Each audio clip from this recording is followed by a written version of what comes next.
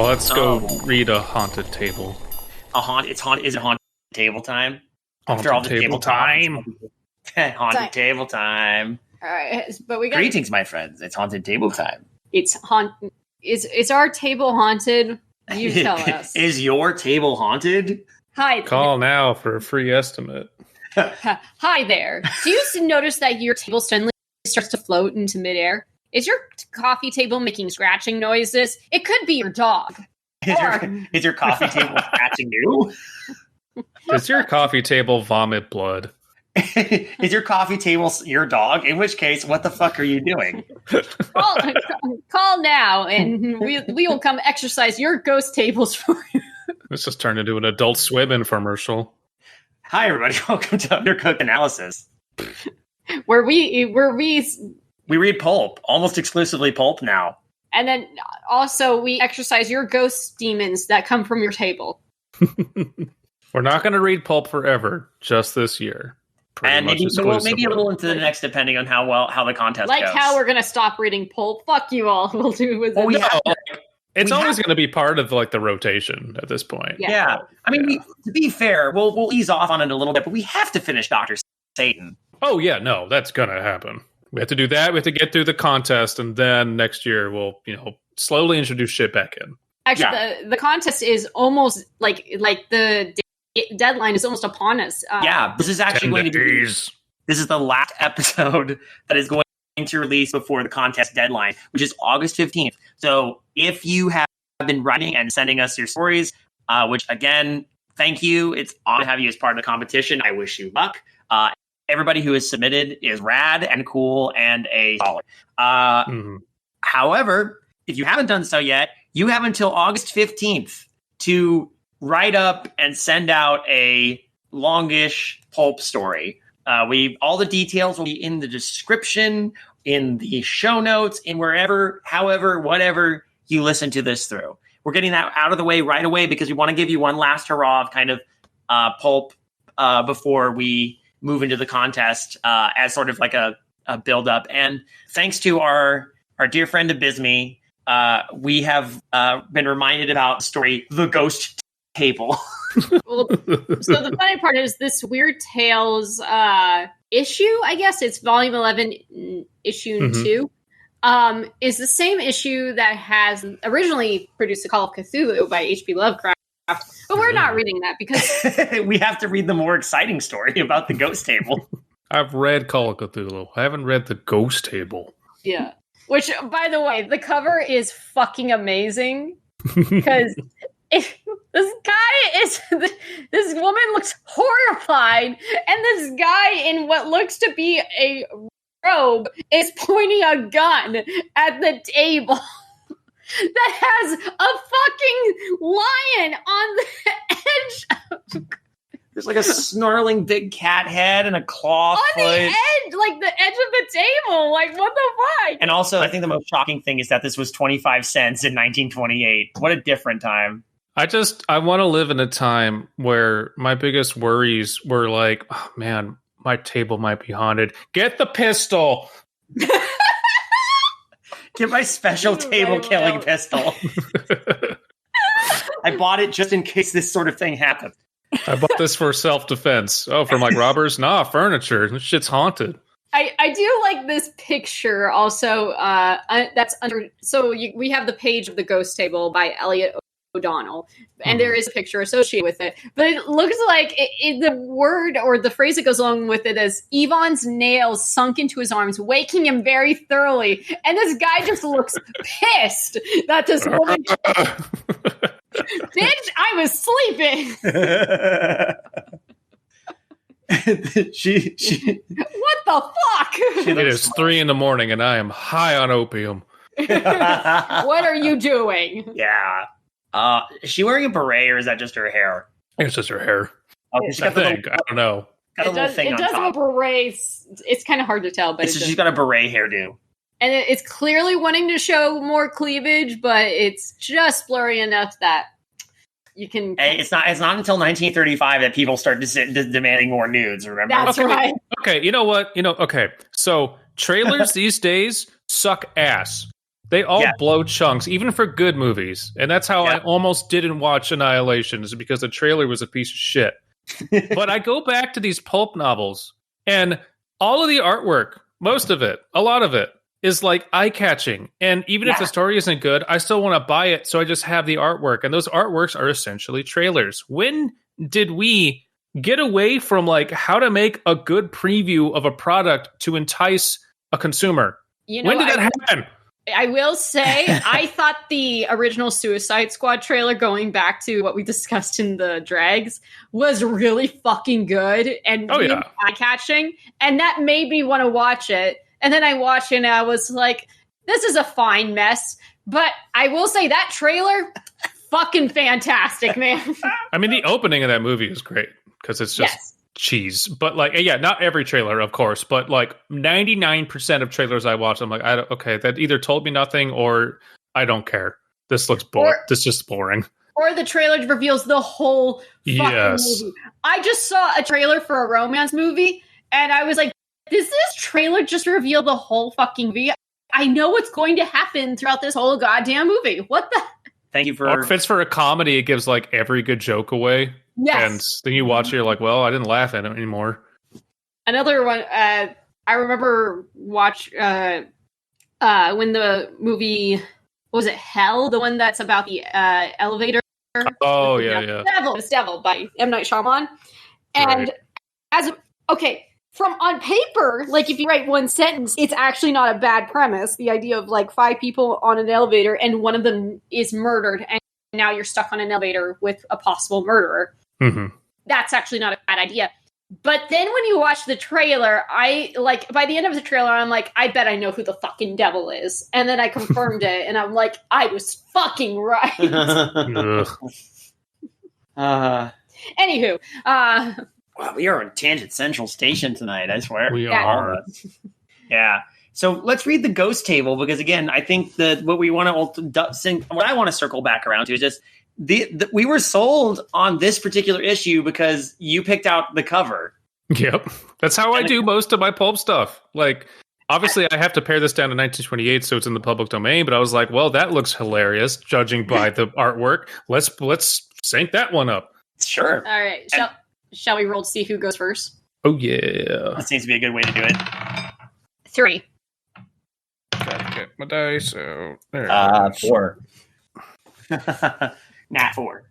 18. Okay, yep. You, me, and Kaela. There we go. Okay.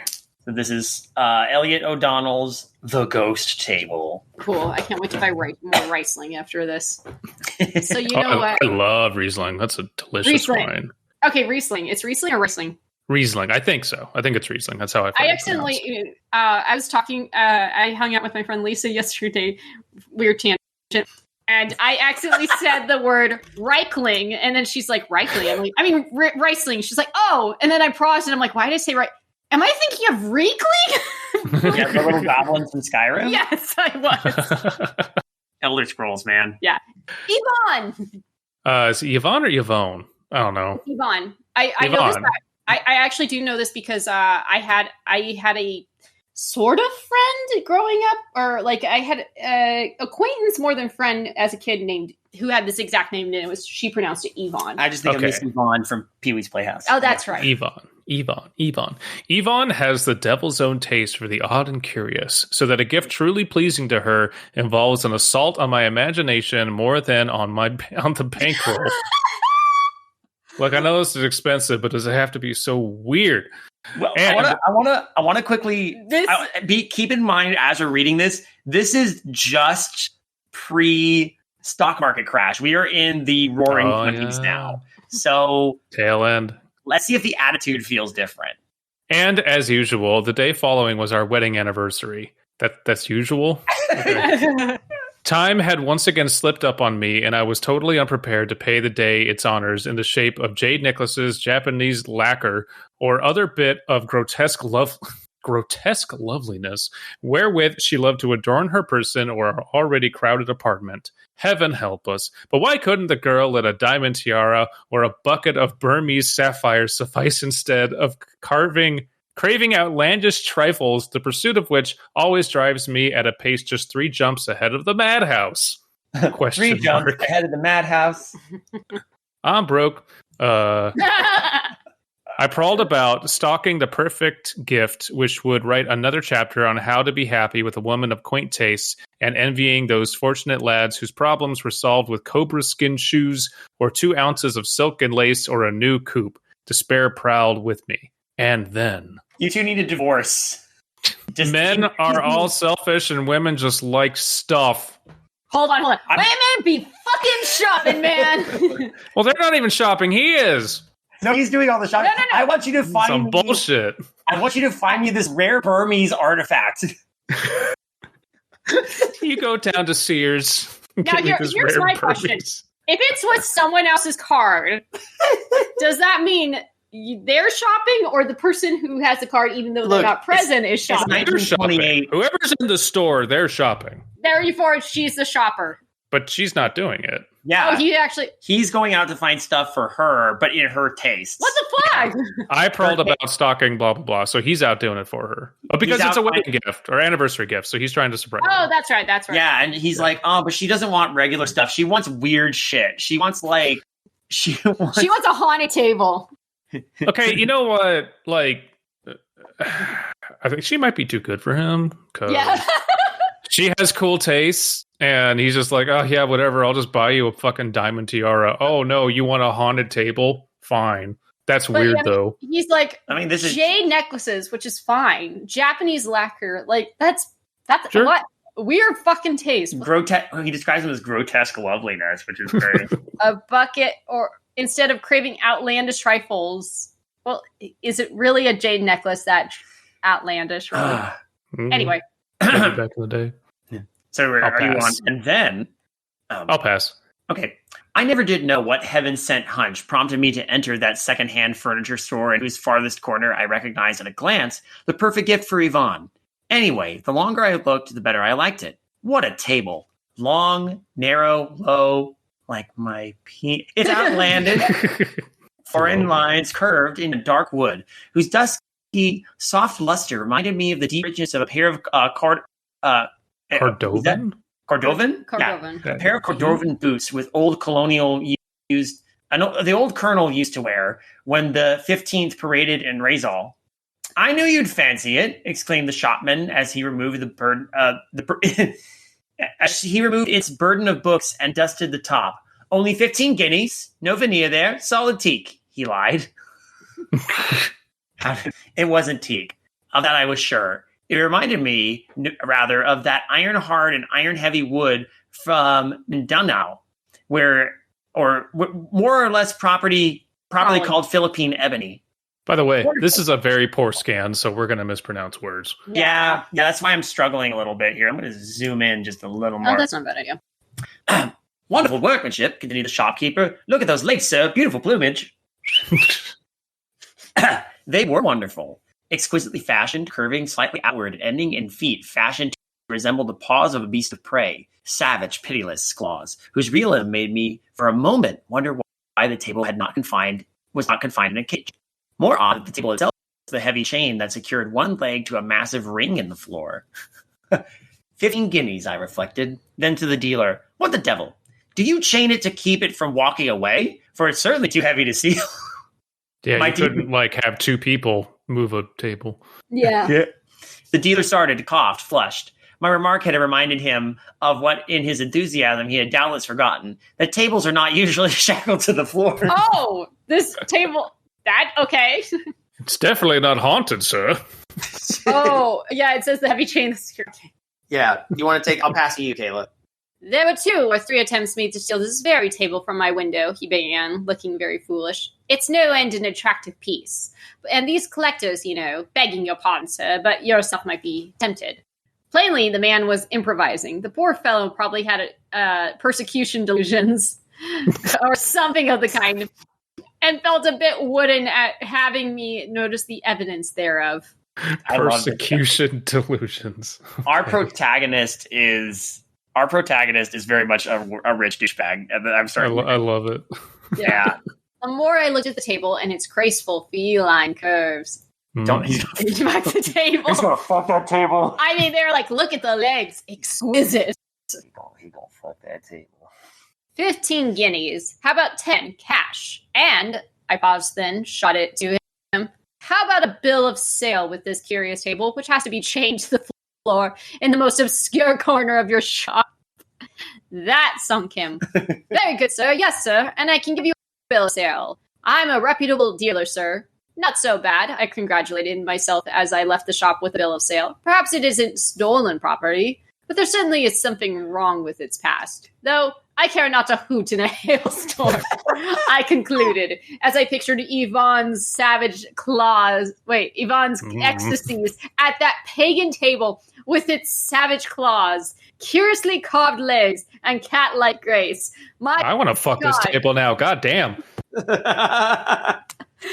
If Selena Kyle were a table. Yes. If the personality of a piece of furniture would grow on me in such a short while, her temperamental majesty would undoubtedly be true.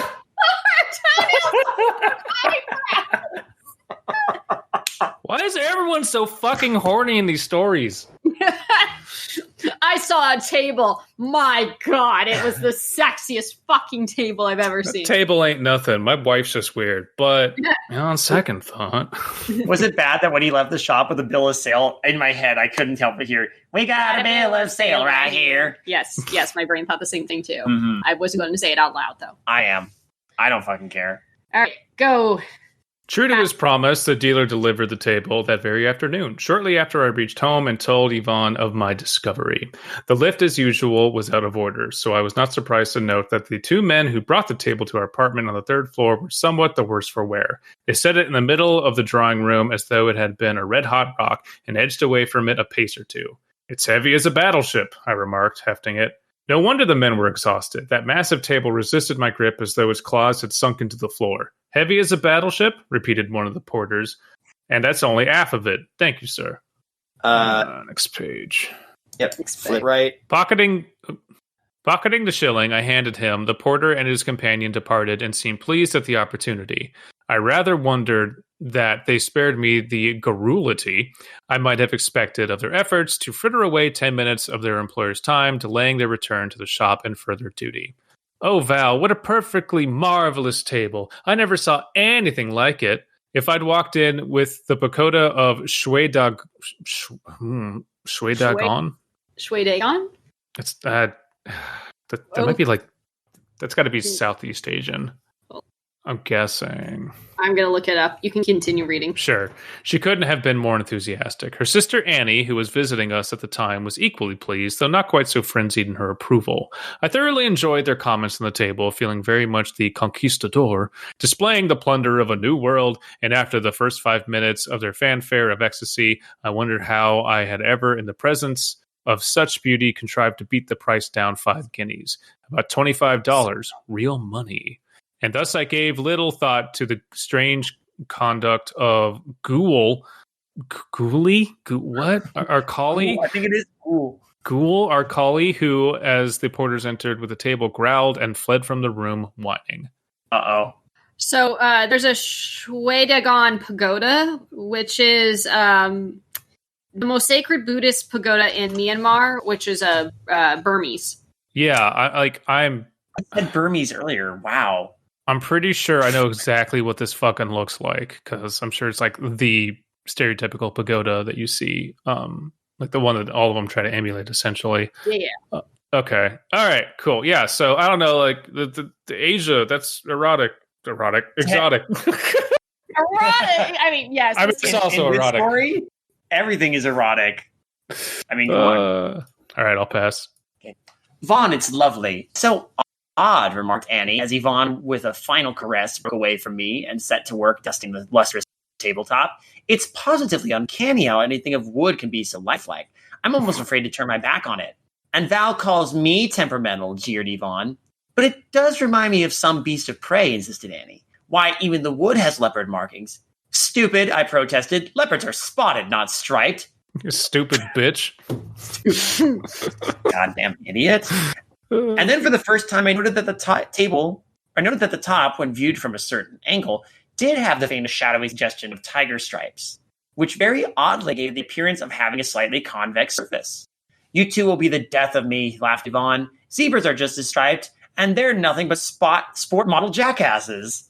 And that settled the discussion. Did it? Who won?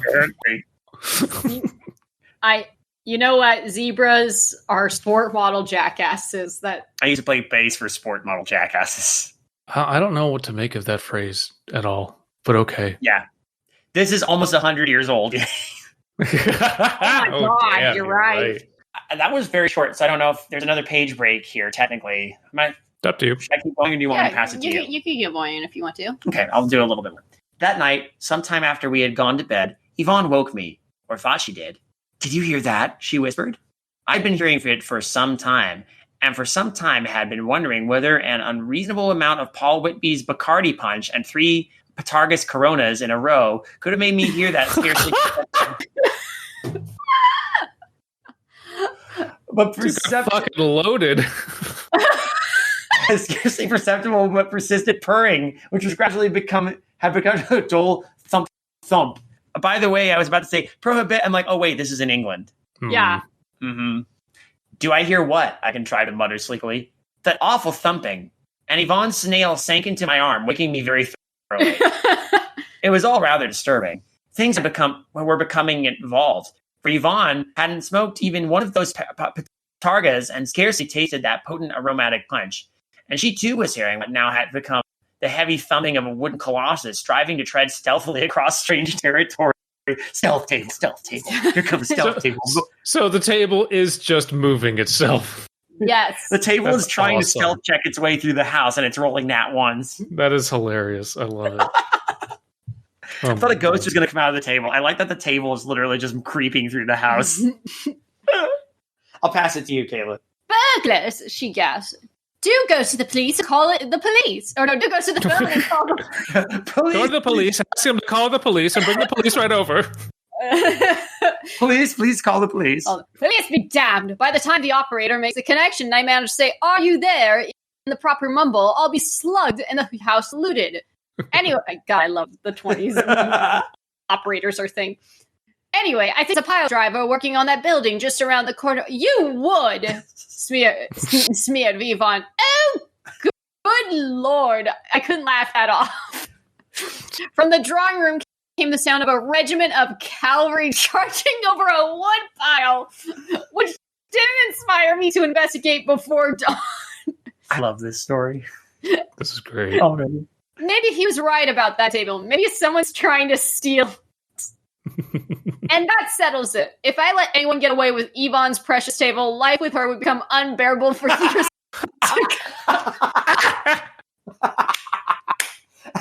Oh. Marriage, am I right? Oh. Jesus. Bunk, I protested, and then piled out and dug a service point 45 out of the dresser. Yeah. We strapped now. About to air it out. Ghoul's wines didn't add to my peace of mind. Poor Ghoul. I'll let Happy take over. But I slunk down the hall, by no means comforted by that crashing and clattering in the drawing room, accented by the rattle of andirons and the tinkle of shattering glass. I hugged the wall, creeping through the darkness toward the riot. At the entrance of the drawing room, "Stick 'em up, and be quick about it," I growled as savagely as my nerves permitted and snapped on the light. No one stuck 'em up. No one was there. The ensuing silence was all the more awful for having come out of such a terrific din. I still don't know whether my relief exceeded my wonder, relief in not having to shoot it out against Lord knows what odds, and wonder at the dead, heavy silence that overwhelmed a fearful clattering and thumping the instant I snapped on the lights. Ghoul whined dolorously at the farther end of the hall. The furniture was a sight. Chairs upset, the whatnot thrown on the sofa with 2 of its legs broken, the fire irons scattered about on the hearth, and in one corner of the room, some distance from where we had placed it, was the newly purchased table.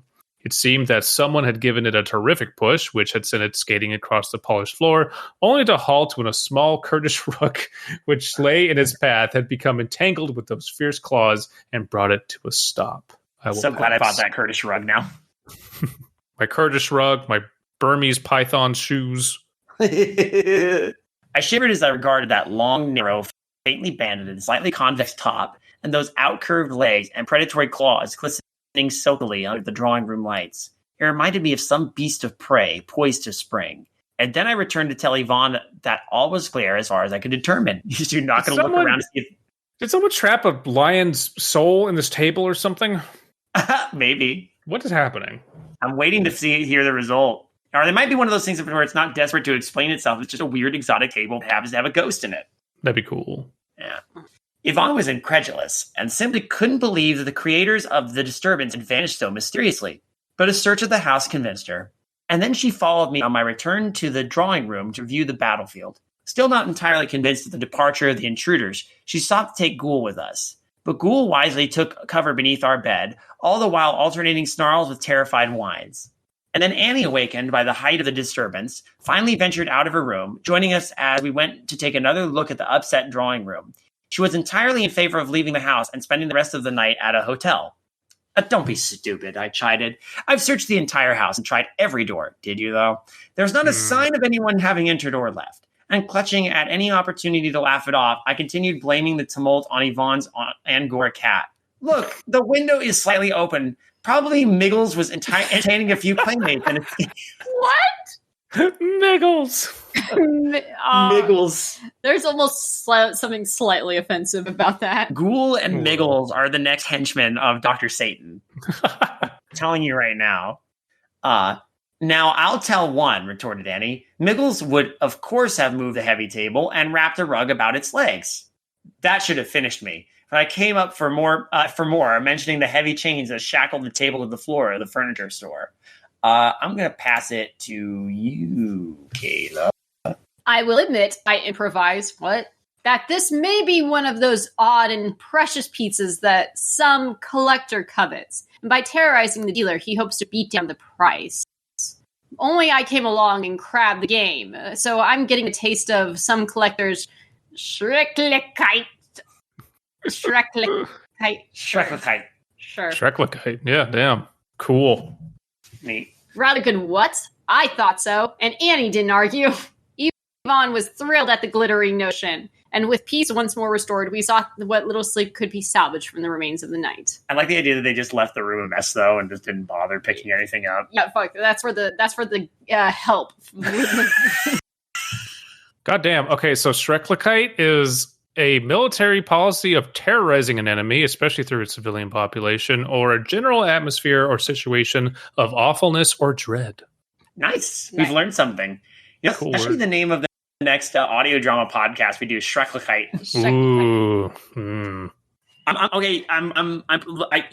was joking about it for a second, then I stopped and went, no, you know what? Fuck it. Next time we do an audio drama anthology, it's going to be called Schrecklichkeit. Hell yeah. The Schrecklichkeit podcast. Yeah, there it is. You're getting it here. This is the episode. There's a page break. I'm just going to continue since I didn't. Yeah, absolutely. Yeah.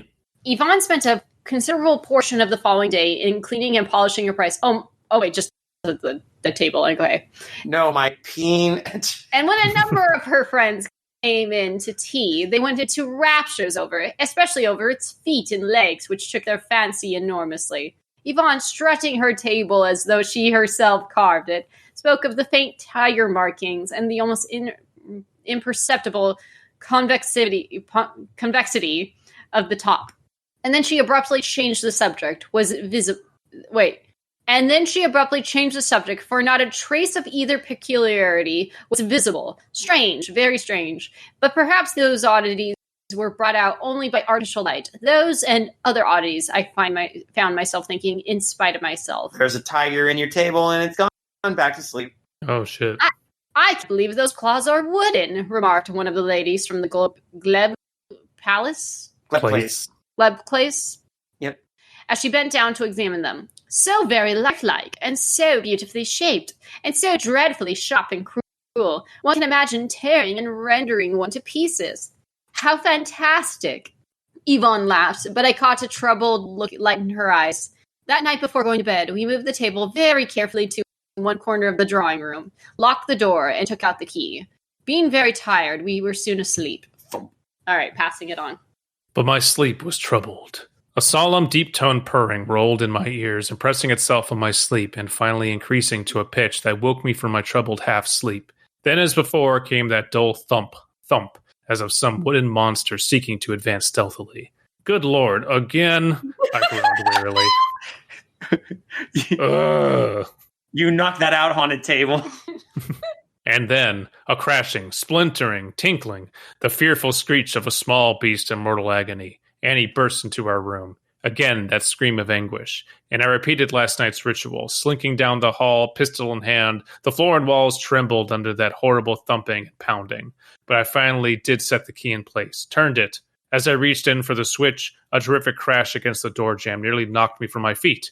I opened up with the 45, and at the same instant with my left hand found the switch. Silence. Deathly oppressive silence. The hard, seasoned edge of the table had sunk deep into the softer wood of the door jamb, but this time no Kurdish rug was wrapped around the legs of the table. Those feet, beautifully carved feet, this dude's got, author has a foot fetish, with exquisite claws, gleamed bloodily, and beneath them, pounded to shreds, mashed into the floor by that hardwood beast of prey, was Miggles! Oh no! Oh The table killed Miggles. Hashtag justice for Miggles. no! Oh, R.I.P. Miggles. A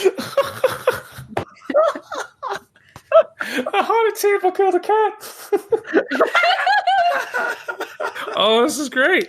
That's horrible, but this is great.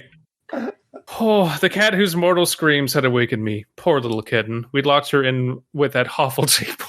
Oh my god. Don't feed the table. I love that he's just accepted that this table is clearly haunted, or clearly... Oh, no. Oh, I'll pass. Okay, god damn. Yvonne passed out then and there. I carried her to the bedroom and, leaving Annie to apply a few restoratives, returned to patch up some semblance of order. Believe me or not, it did take a bit of nerve to return to that fiend-ridden drawing room. I had scarcely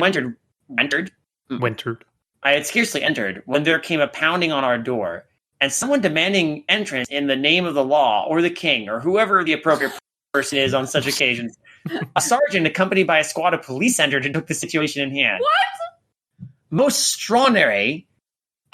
extraordinary, he fancied, was such rioting at that hour of the night, disturbing the peace and all that, and discharging of firearms. And when I showed them the drawing room, they registered amazement and proceeded to search the house thoroughly.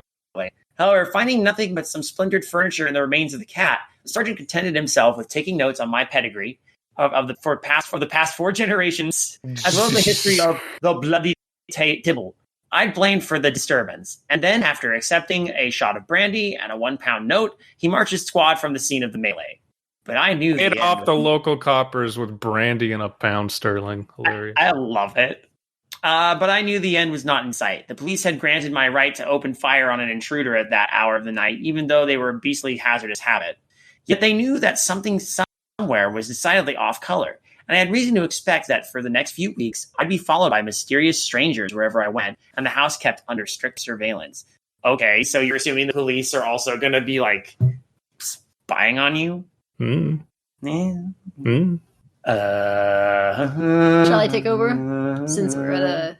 Yes, you can. It was dawn before I restored order. Yvonne, having recovered sufficiently, assisted me with the remains of Miggles disposed of. There's nothing to upset her nerves again. Though she did eye that table apprehensively and refused to turn her back to it. I didn't blame her. Val, she finally remarked, you must get rid of that table at once. Absolutely, I agreed. It's about time you told me I could get rid of this trash. It's haunted.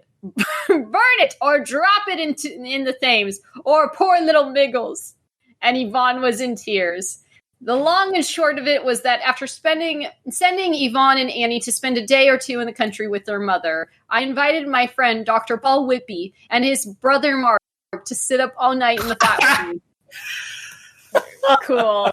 I got my 2 bros over. We're going to sit and watch this fucking haunted table. I like that they just all of them immediately have accepted that the table is haunted. That's the only this shit's explanation. haunted. This is great. Holy shit. Oh, I just love the idea of him dragging the table by himself to dump it in the Thames, just like in the middle of the day. You all right there, sir? Haunted table. Oh, all right. Wait, they're going to sit up all white night and just stare at the table? I thought he brought them over to okay, help me move this fucking table so we could do the tabs. They came in at about 10 that evening, and at 11, the three of us went into the drawing room, seated ourselves on the sofa, switched off the lights, and waited for what I sensed would inevitably happen. Oh my god, this is Zach Baggins' like great granddad. If they had a fucking camera, it would be trained on that table right now. For some time, we talked and laughed. Neither of my friends believed in supernatural manifestations, so that the idea of standing guard over a haunted table struck them as a height of absurdity. They candidly admitted they were seeing the farce through to a finish only to please me. Perhaps if they had seen the drawing room before I cleaned it up, they'd not have been so skeptical. Okay, I'll let you take over. Every now and then, Mark would make some facetious remark at which Paul would laugh, and responding with some bon nom of his own, would in return draw a snort from Mark. About half an hour of it, however, Mark began to yawn, and I think they both were more than half asleep when the hall clock struck midnight. Then there came a most intense silence, a clinging, paralyzing silence that oppressed me, forced the very life and vitality out of me, much as walking his post between 2 and 4 in the morning drives the vital force out of a soldier on guard, no matter how much rest he may previously have had. I felt an intense concentration centering about the sofa at which we sat, a driving, relentless vortex of thought waves. Okay. Then came a distinct and protracted sigh as of one awakening from a deep, refreshing sleep. Ooh. Whatever it was coming to life. That same savage, predatory life which had made a madhouse of my apartment the past 2 nights. My head reeled from the very strain of listening to the silence which followed that long sigh. Finally, there came another sigh, followed by a loud creak, then a muffled shuddering sound as of a breath abruptly choked. Another creak, which could have come from no place other than the corner where I had placed that fiend-haunted table. It was high time to awaken my companions. By dint of shaking them by the shoulders, I did succeed in arousing them from their stupor into which they had fallen, and it was several minutes before I could make them understand what was going on. They've only been asleep for like an hour, and seriously, well, they all probably got drunk off of Bacardi. Yeah. All right, I'll pass. Okay. The noises in the corner had by this time entirely ceased. Again, there was a long, oppressive silence. It was not until 1 or perhaps half past. I had lost track of time, and a single stroke of the hall clock told me nothing. There came another sigh, then another creak, and then a persistent muffled throbbing, like the pulsing of African war drums from a great distance. That same ominous, brooding thump-thump that had haunted me the past 2 nights. That solemn, fateful, deliberate beating that speaks of war and massacre and the devices of jungle devil doctors. Ooh. Oh boy. There we go. We are gonna admit that's not okay. Nope. That's some yep. I want to buy all this exotic shit, but I hate the people that I buy it from. Yeah. Okay. It's such a product of its time. It's like For sure. I mean, you read about all this shit, and like, I think a lot of that pulp, like adventuring to the darkest wilds, is very interesting stuff. And it's always so couched in this fucking racist bullshit. Mm-hmm. I felt Paul grip me by the arm, and under any other circumstances, I would have chuckled at the thought of those 2 pronounced skeptics getting their first taste of that bloodthirsty presence, which had made a slaughterhouse of my drawing room. Poor Miggles. More sighs and creaks impressed on the terrifying crescendo of muffled pulsing, and then a rapid, irregular pounding, as if the table were rocking to and fro in great agitation, balancing first on one leg and then another. "What the deuce can that be?" muttered Mark, as he rose from his seat. The noises in the corner grew louder and louder. The clattering and jarring were succeeded by terrific thumps, just as if the table, trying to rise on the floor, were falling back each time it made the attempt. And then I realized that my own muscles were contracting in sympathy with the efforts of the unseen monster, as if to help it set itself in motion. The last heave of my shoulders and leaning forward of my body seemed through the intervening space to have given it the final lift needed to set it lurching forward, moving across the room with a succession of bumps and thuds. Ooh. All right, Tag, you're it. A yell of amazement from the usually cool and phlegmatic Mark. He, too, had felt the sorcery of that wooden demon, and then I'll stop you and get to the bottom of this trickery. Fuck. The table leaped furiously, bounding in a mad rush to meet Mark's charge. Then a series of bumps, snorts, and Mark's heavy breathing. I want this movie where people just yell at a haunted table. And it fights them. Can we do a modern version, but have this just be Ghost Adventures style too? Oh my god! Like imagine this happening, and then just like Zach looking at Aaron and going, "Aaron, go over there and find out what's going on." Aaron, go fight the table. Aaron, fight the table. Paul and I sat in a stupor, terrified by this outrageous and impossible combat, whose progress we could follow all too readily by the succession of thumps and crashes that marked its course about the room. "Help! The damn thing's killing me!" shrieked Mark. And wrenched from our stupor by his shout of terror, we leaped to his assistance. Really, we're just going to let him fight the table for a bit. Is there... No, there is. I'll keep going. We found ourselves fighting for our lives, the thing we grappled and from whose frenzy we sought to rescue Mark, and seemed no longer a table, but a writhing, frantic beast of prey. We could feel it pulsating under our touch, hear it gasping and snarling as a creature in the throes of a desperate struggle. It was no longer wooden, but alive, vibrant with an outlandish and murderous force. Neither bestial nor human, but more terrible? Terrific. Yeah, terrific. Wow. Terrific than either.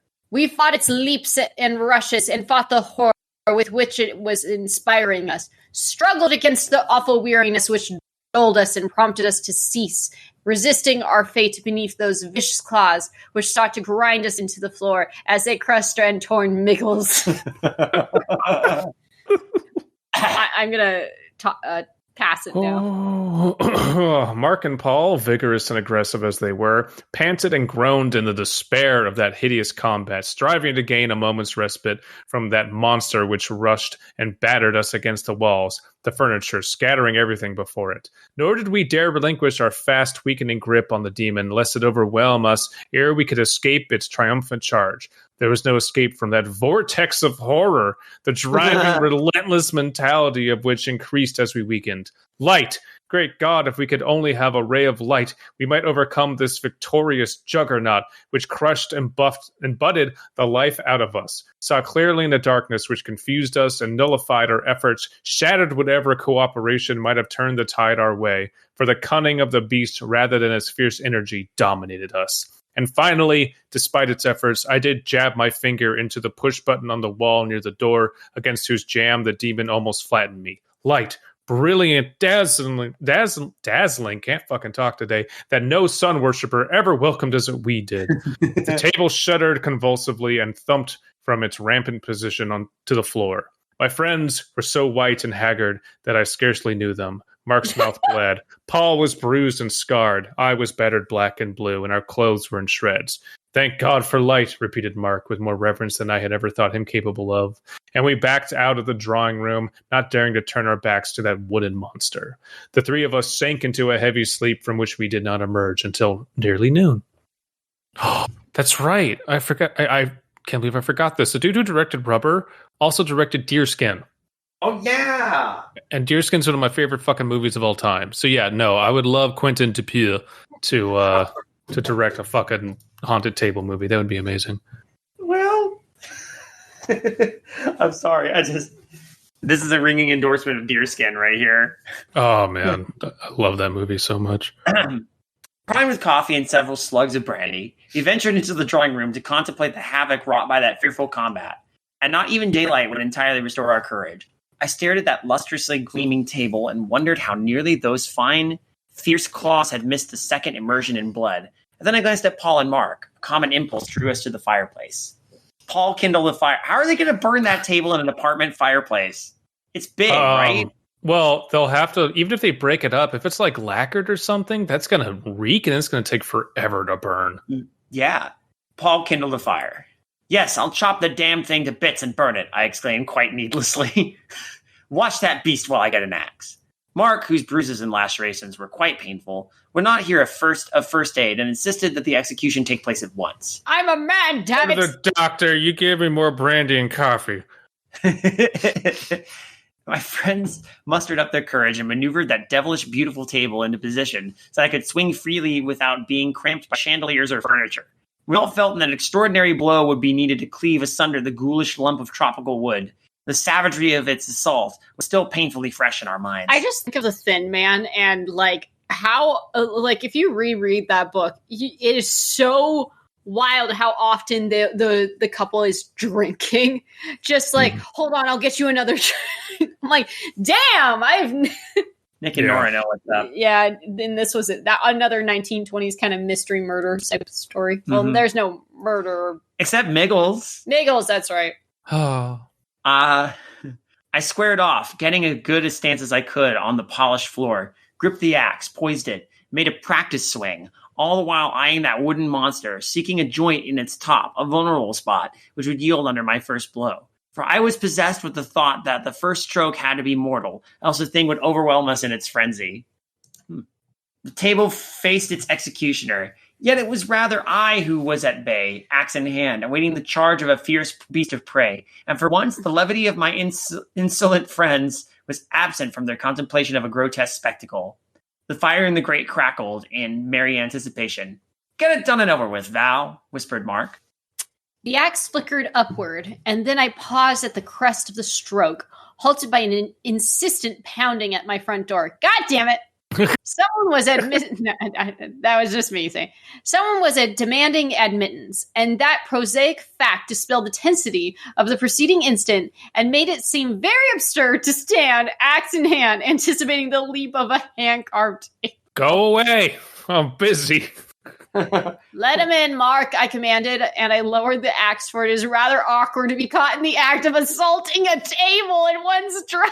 You know what? No, my house, my rules. If I'm going to axe a table in my living room, that's my goddamn business. Yeah. I felt somewhat the same relief I would have experienced had I suddenly been allowed to resign position as the executioner of a human being. The insistent caller was the dealer who sold me that accursed table. "Oh, I say, you mustn't," he protested, forgetting his place so far as to lay his hand on my wrist. "Really, sir? Now what in thunder is this?" I demanded. "I paid enough for this piece of inequity, and my God, I'll wreck it if I feel like it." Hell yeah. Hell yeah. "We jolly well will," asserted Paul. "And since you sold it, what have you to say about it, my man?" "Please, sir, put the axe aside and let me explain," begged the dealer. "It can't hurt you in daylight." "Yeah, no, okay. So you knew all the while." The shopkeeper squirmed, coughed, and resumed. "Here's 15 guineas, sir, and I consider that I've bought the table." "Well, how about the damage to my drawing room?" I demanded. "You willfully and knowingly sold." "Yes, sir, and I confess I did. But I'll adjust that presently, sir."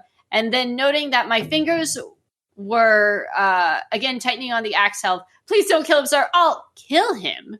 gasped Paul. "Really now, but this is a bit thick. You might," and thrusting 15 guineas into my hand, forcing me to relinquish the axe, the dealer set about explaining. Oh shit, Here we go. Your backstory. A short time ago, he began, I numbered among my friends a certain eminent scientist, Professor William Percival, a fellow of the Royal Society. The dealer paused impressively, then continued, who was deeply interested in all questions pertaining to spiritualism, especially table turning. It was his theory that the tiltings, rappings, and leapings about, when not due to fraud, were occasioned not by animal magnetism, as is popularly supposed, but by the spiritual self or ego of someone present being actually thrown or projected into the table. The Royal Society needs to vet its members a bit. Clearly.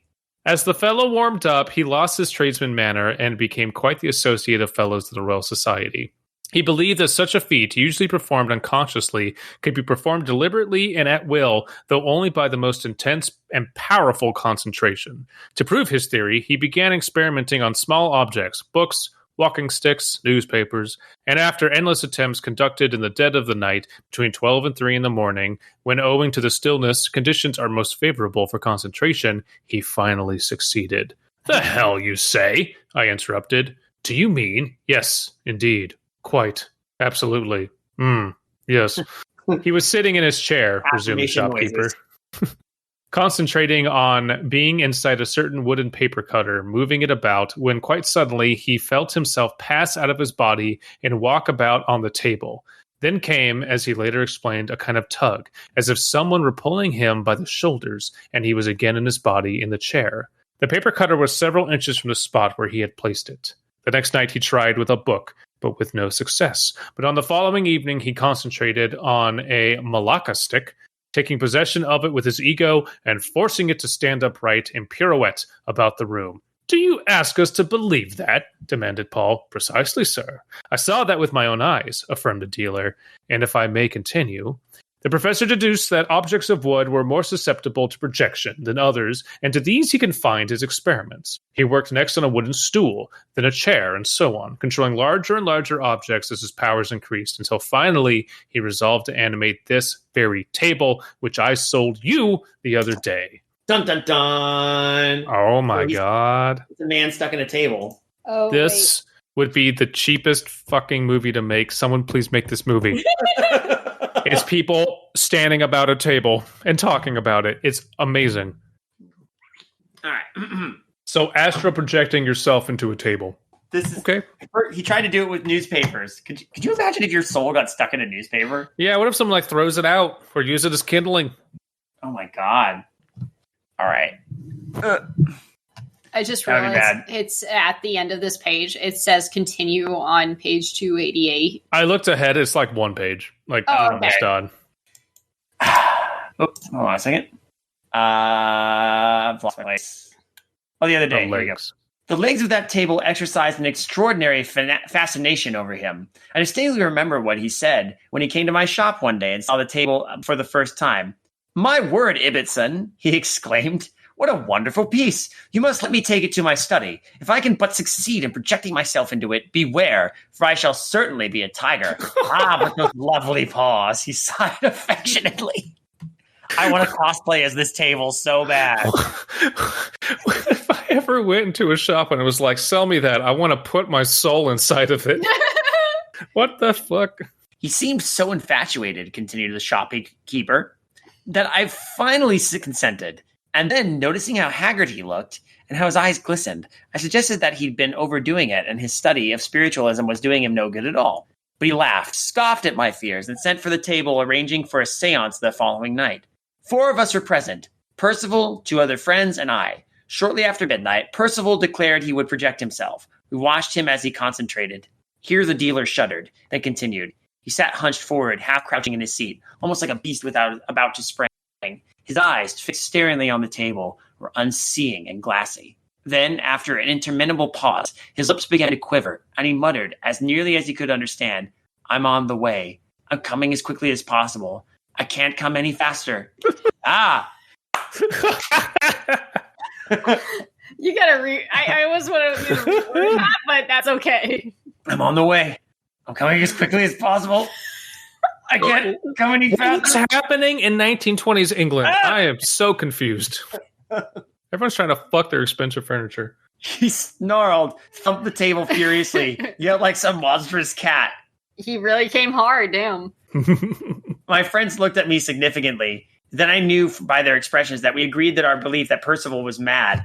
But before we could take madly in love, but before we could take any action, his eyes closed, the expression of unspeakable beastliness died out in his face, and he relapsed into a trance. I was still looking at him when my attention was abruptly called to the table. It began to throb, and on placing my ear close to it, I could distinctly hear something pulsing. It sounded exactly like the irregular beating of a heart.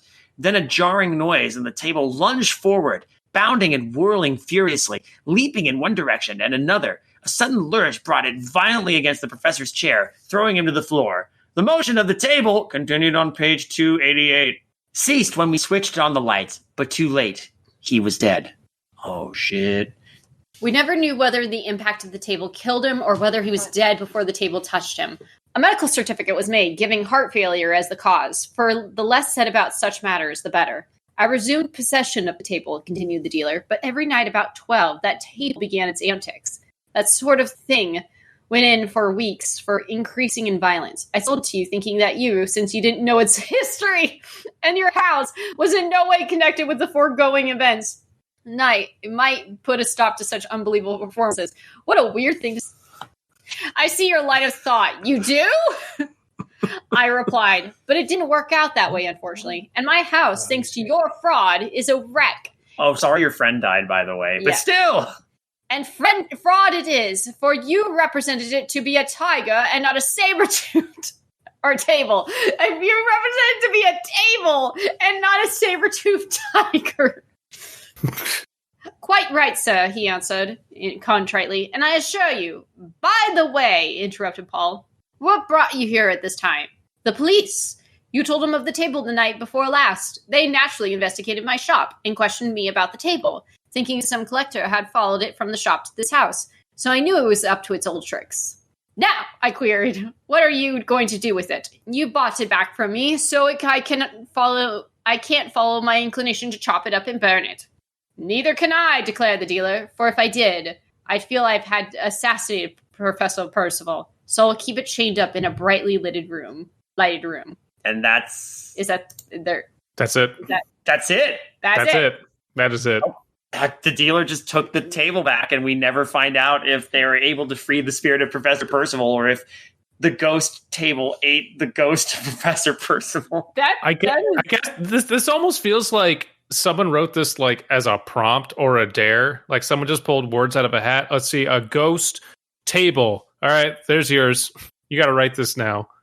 I feel like that he had a whole story, and then they're like, "Oh, we can only go to here," and he's like, "Well, okay, fine." I guess it just ends. Yes, that's literally the end of that volume of Weird Tales too. Damn. Well, wow, that was fun. I think the ending is kind of weak, but it was a wild ride. Oh, I enjoyed it. Yeah. Someone just comes in, does an exposition dump, and they're like, all right, I'm taking the table back. Bye. Okay, thanks for wasting our time, I guess. Why didn't he think of that? Oh, I guess I'll just keep the table in a well-lighted room from now on. Okay. Forever, I guess. Okay. Is the the subtext like, but someone else may come and buy it, and this stupid asshole will sell it, thinking, yeah, I don't want it anymore. Oh wait, maybe this guy will. Shit. Maybe this buyer's environment will be better for keeping the table from freaking out. Oh my god, weird. Weird. Hey, it is called Weird Tales. That was certainly a weird tale. Indeed. So we can't claim false advertising. No, I mean it follows. It has about the same kind of. You know what? It reads very differently than Dr. Satan, but also very similarly to Dr. Satan. Yes. It's a fantastic pulp story. It's completely ridiculous, but I love the first person narrative. I love the language of the character. And is this goofier than Dr. Satan? No, but it is it's more gothic than Dr. Satan, but it's equally like silly. Yeah, because you just have people like waiting around a table and wondering what to do next. What the hell do we do about this fucking table, guys? I love it. I love like it takes mundanity and then turns it into just spectacle. It's wonderful. Thank you for picking this one. This was a good one. Mm. I was hoping we would do this one because that image on the front cover is just amazing. That never happened in the story either, as far as I could tell. I don't think he ever edged out of the place with his... He did. With his wife on hand. No, I don't think she was ever, like, falling into his outstretched arm. But he did pull a 45 on a table. He fired his gun, but he never mentioned if it hit anything. True. Didn't? I don't think it hit anything. I think it just, think so. Discharged. That's why the police showed up, saying you can't just shoot off guns inside, an apartment. Bullet should have hit like a wall or something, or the floor, Or Miggles.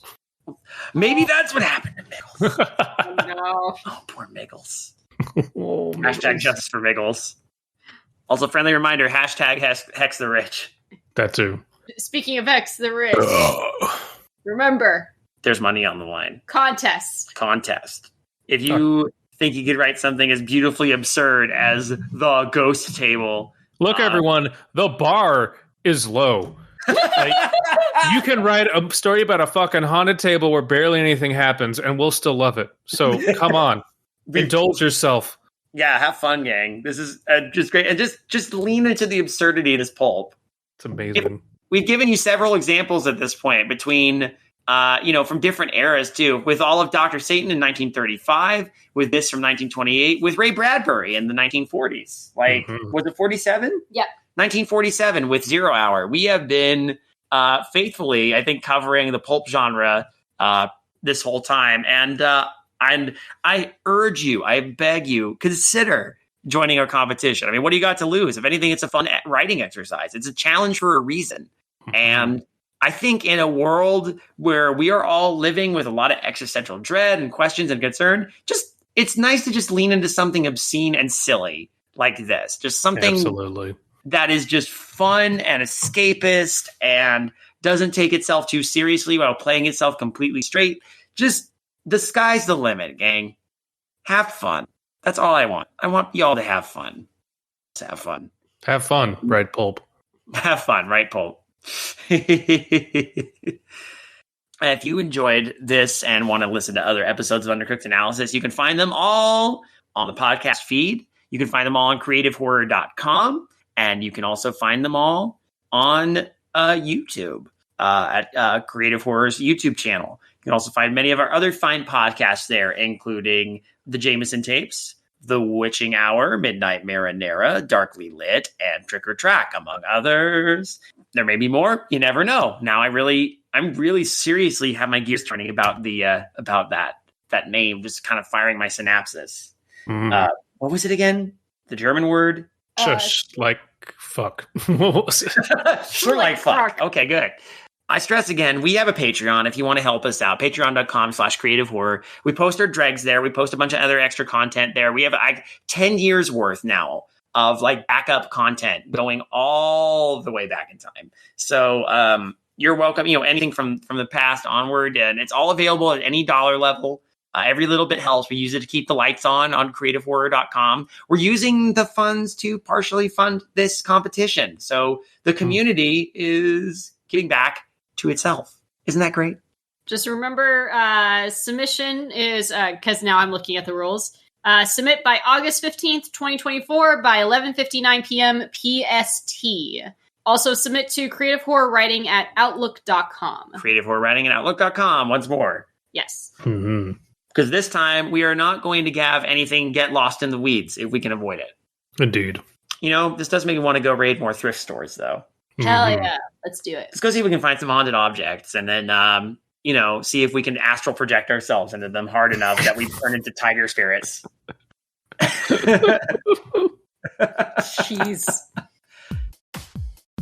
Good evening, intrepid listeners. This is the Pasta Shade, the host of Midnight Marinara, and this podcast is part of CreativeHorror.com, a network of podcasts and creators working together to build a constructive community of horror fans. For more content like this, visit us at CreativeHorror.com.